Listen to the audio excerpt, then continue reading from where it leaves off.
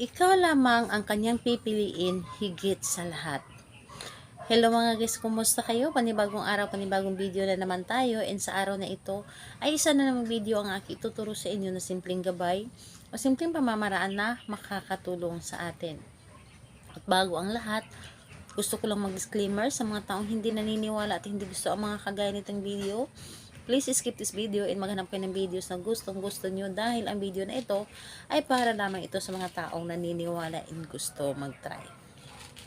Sa lahat po ng mga nagko-comment dito sa aking video dito sa loob ng aking channel, mag-ingat sa lahat ng mga nagre-reply sa inyo na dinadala kayo sa kanilang WhatsApp in Imo app upang makaiwas po tayo sa scam. Ngayon po, ituturo ko sa inyo paano kayo higit na pipiliin ng inyong partner.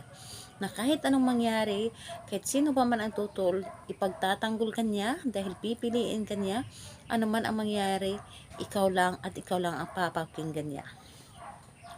Ito ay pwedeng gawin sa parehas ang kasarian, babae to babae and lalaki to lalaki. And syempre naman sa ating babae at lalaki na mag-partner. And dito po is kailangan lamang natin dito, hindi is kailangan lamang natin dito ng kandila. Sa kandila po, kahit anong kulay ng kandila, mas mainam kung meron kayong pink or red na kandila.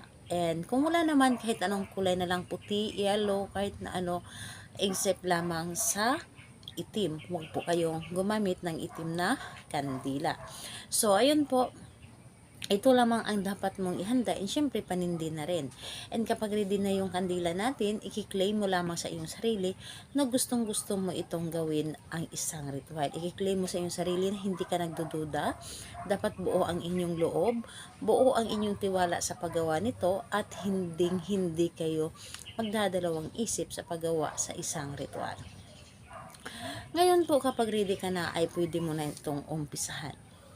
Ang gagawin mo dito, una, sindihan mo ang inyong kandila. Sindihan mo ito ang kandila at ilagay ito sa inyong harapan. Ilagay sa inyong harapan, titigan ang apoy ng kandila ng mga ilang segundo. At magwi-wish ka dito. Hilingin mo dito sa kandila na tulungan ka sa mga nais mong gawin. Dahil ang kandila isa ito sa nagbibigay energy, nagbibigay ito ng malakas na energy sa ating mga ginagawang ritual.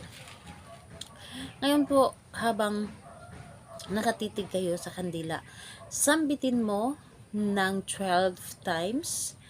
12 times po ang pangalan at apelyido ng inyong nais, ng inyong taong minamahal or target.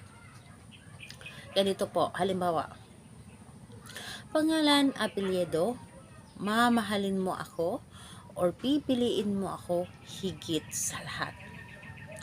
12 times po, pangalan, apelyido, mamahalin mo ako at pipiliin mo ako higit sa lahat.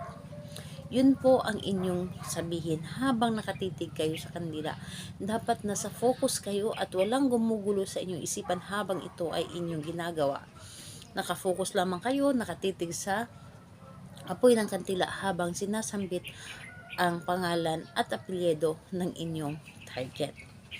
So pagkatapos mong sambitin ng 12 times ang kanyang pangalan at apelyido, hayaan mo muna ng mga ilang minuto ang inyong kandila na nakasindi.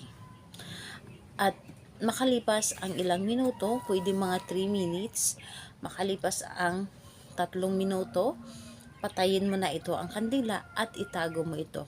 Kung saan, pwede mo siyang itago dahil pwede mo pa itong magamit sa ibang ritual na kailangan natin ng kandila na gamit na.